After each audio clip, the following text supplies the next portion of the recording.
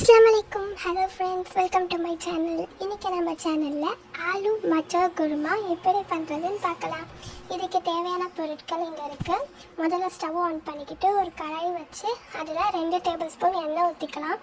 எண்ணெய் சூடானதுக்கு அப்புறம் நம்ம வச்சுருந்த பிரியாணி இலை, ஏலக்காய், பட்டை, கிராம்பு, ஜீரக, சோம்பு இது எல்லாத்தையும் இதில் சேர்த்துடலாம். அதுக்கப்புறம் நம்ம நறுக்கி வச்ச வெங்காயத்தை இதில் சேர்த்து நல்லா வதக்கிடலாம். வெங்காயம் வதங்கினதுக்கப்புறம் இதில் நம்ம வச்சுருக்கிற இஞ்சி பூண்டு பேஸ்ட்டு சேர்த்துக்கலாம். இஞ்சி பூண்டு பேஸ்ட்டும் வெங்காயமும் நல்லா வதங்கினதுக்கப்புறம் இதில் தக்காளியை சேர்த்துக்கலாம். தக்காளி இடானதுக்கப்புறம் ஒரு மிளகாவை சேர்த்து இந்த மிக்சரை நம்ம ஆற வச்சுக்கலாம். ஒரு 5 மினிட்ஸ் இது ரூம் டெம்பரேச்சருக்கு ஆறட்டும். இந்த கேப்பில் நம்ம ஒரு 6 to 10 முந்திரி எடுத்து ஊற வச்சிடலாம் தண்ணியில். இது ஒரு 10 நிமிஷம் ஊறட்டும்.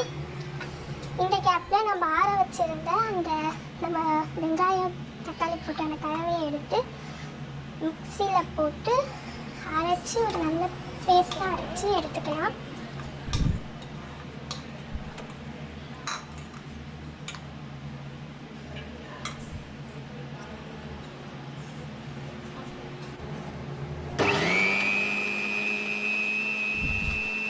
இது நல்லா பேஸ்ட்டாக அரைக்கணும். இல்லை கொஞ்சம் நேரம் இருந்தாலும் கிரேவியில் சாப்பிடும் போது நல்லா தான் இருக்கும்.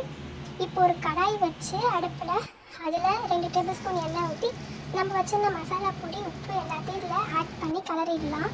இதில் ஒரு கப் தயிர் நம்ம பீட் பண்ணி க்ரீமியாக வச்சுருப்போம்ல, அதையும் எடுத்து இதில் சேர்த்துக்கலாம். இப்போ இதை நல்லா கிளறி விட்டுடலாம். இது கொஞ்ச நேரம் கிளறிக்கிட்டே இருப்போம்.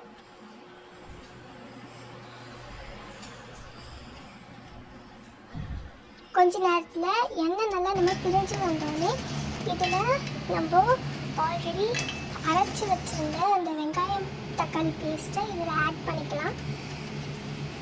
ஆட் பண்ணி இதை நல்லா கிளறி விட்டுக்கோங்க. நல்லா அந்த எண்ணெய் தயிரோட இந்த பேஸ்ட் மிக்ஸ் ஆனால் தான் டேஸ்ட்டாக இருக்கும்.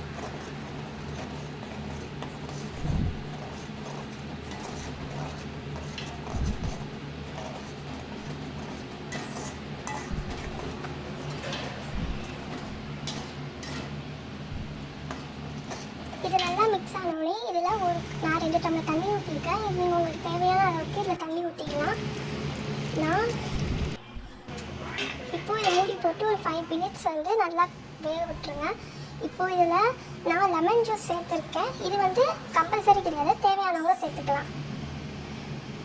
1/4 ஸ்பூன் சர்க்கரையும் நான் போட்டிருக்கேன், டீஸ்பூன். இதுவும் கம்பல்சரி கிடையாது. இப்போ மல்லித்தூள் போட்டு நம்ம அதை கொஞ்சம் வெயிட் பண்ணி விட்டுடலாம். இந்த சைட் நம்ம முந்தைய ஊற வச்சுருப்போம்ல, அதை எடுத்து மிக்சியில் போட்டு அரைச்சி எடுத்துக்கலாம்.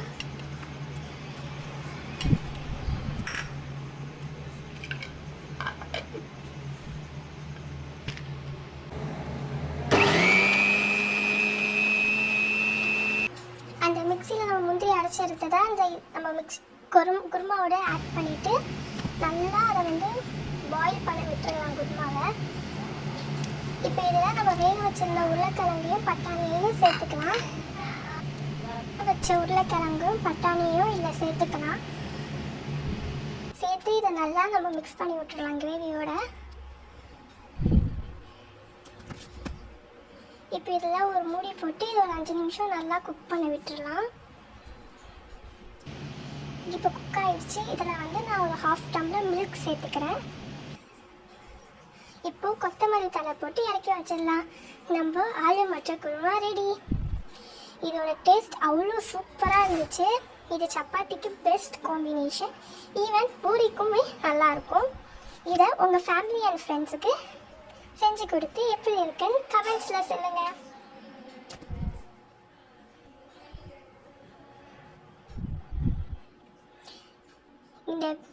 தேங்க்ஸ் ஃபார் வாட்சிங். இந்த வீடியோ உங்களுக்கு பிடிச்சிருந்துச்சுன்னா லைக் பண்ணுங்கள், ஷேர் பண்ணுங்கள், மறக்காமல் சப்ஸ்கிரைப் பண்ணுங்கள்.